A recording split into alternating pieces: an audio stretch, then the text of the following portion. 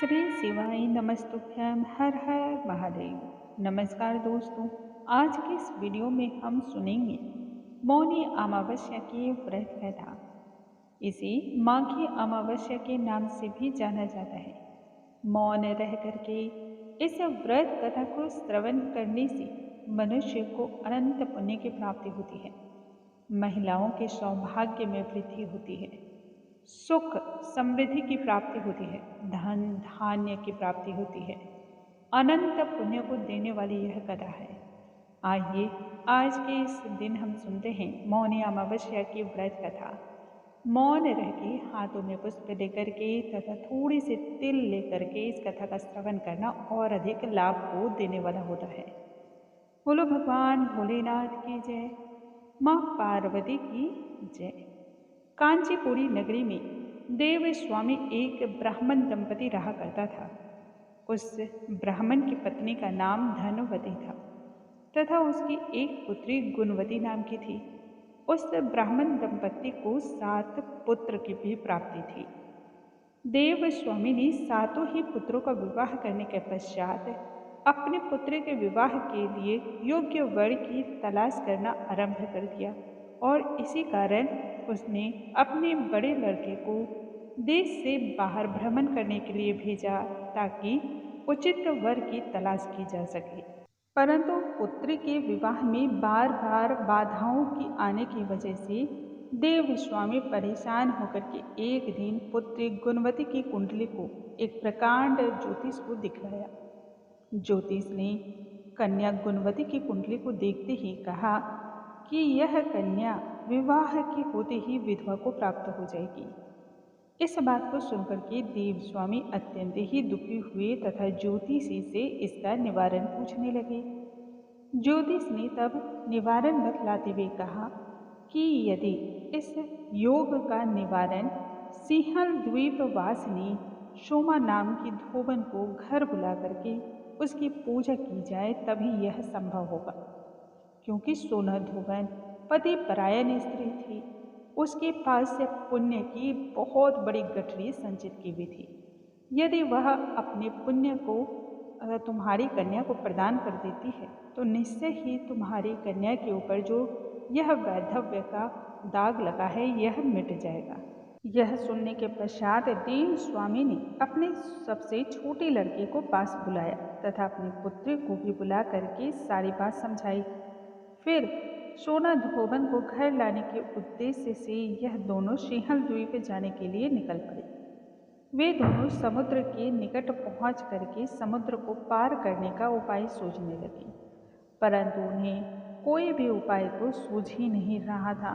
पास में ही एक विशालकाय वट का वृक्ष था। उसी की छाया में दोनों भाई बहन उदास होकर बैठ गए। उसी वृक्ष के खोडन में गिद्ध के बच्चे रहते थे। इन दोनों भाई बहन को परेशान होते हुए वह देख रहे थे। जब संध्या को उनकी माँ उनके लिए आहार लेकर आई तब गिद्ध के बच्चों ने कुछ नहीं खाया। उनमें से एक ने तब कहा कि माँ, इस विशालकाय वृक्ष के नीचे 2 प्राणी भूखे प्यासे सुबह से ही बैठे हैं। जब तक वह नहीं खाना खाएंगे तब तक हम भी अन्न को हाथ नहीं लगाएंगे। बच्चों की बात सुनकर के तब माँ गिद्धनी को दया आ गई। दया का भाव रखते हुए गिद्धनी दोनों भाई बहन के पास जा पहुंची। उनके पास जाकर कहने लगी, आपकी इच्छा मैंने जान ली है, आप लोग भोजन को ग्रहण करें, जल्द ही आपकी समस्या का समाधान मैं कर दूंगी। प्रातःकाल होते ही मैं आप दोनों को समुद्र के उस सीमा के पार तक पहुंचा दूंगी जहां पर शोभा का घर है। गिद्धनी की बात को सुन करके दोनों भाई बहन की चिंता बहुत कम हुई और दोनों आंतरिक रूप से प्रसन्न हुए। दोनों ने गिद्धनी को प्रणाम किया और फिर भोजन को ग्रहण किया। प्रातःकाल होते ही गिद्धनी ने उन दोनों ही भाई बहनों को एक लंबी उड़ान के जरिए शोभा धोबन के घर पहुंचा दिया। वे दोनों पास के ही जंगल में एक छोटी सी झोपड़ी का निर्माण करके रहने लगे। उन्होंने अपनी सेवा के द्वारा शोभा धोबन को प्रसन्न करने का उपाय सोच लिया था। वे प्रतिदिन सुबह सवेरे ही उठ करके शोभा धोबन के घर जा कर के लीपा पोती साफ सफाई सारे कार्य कर दिया करते थे और फिर चुपचाप वहाँ से निकल जाते। जब सुबह सवेरे सोना धूमन उठती तो रोज अपने घर को साफ सुथरा देखती, लिपा पुता हुआ देखती तो आश्चर्य भी करती और वह सोचती भी कि मेरी बहू कितनी अच्छी है। एक दिन उसने अपनी बहू से इस बारे में पूछ ही लिया। तब बहू ने कहा, हमारे और आपके अलावा यहाँ कौन है?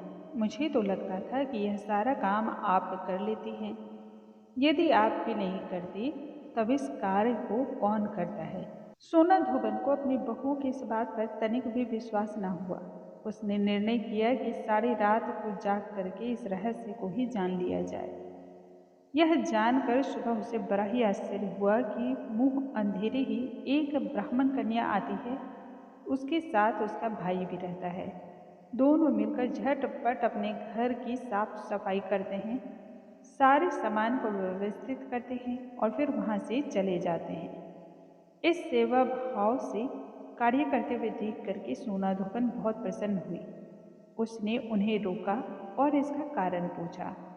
तब भाई ने संपूर्ण बातों को कह सुनाया, जिसे सुनकर सोना धोबन कहने लगी, आज से तुम लोग यह कार्य छोड़ दो। मैं तुम लोगों की सेवा से बहुत प्रसन्न हूँ और तुम जैसा चाहते हो मैं अपने पुण्य को तुम्हें अवश्य ही दे दूंगी। इस तरह से सोना धोबन उनके घर जाने को तैयार हो गई। जब वह चलने को हुई तब उसने अपनी बहू से कहा कि मेरी अनुपस्थिति में यदि किसी की मृत्यु भी हो जाए तब उसके शरीर को नष्ट न करना, मेरे आने के बाद ही यह कार्य होगा।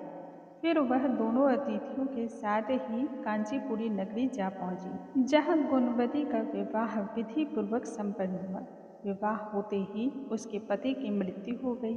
तब सोना धोबन ने अपने संचित पुण्य का दान किया, जिसको करते ही गुणवती के पति को पुनः जीवन का दान प्राप्त हो गया।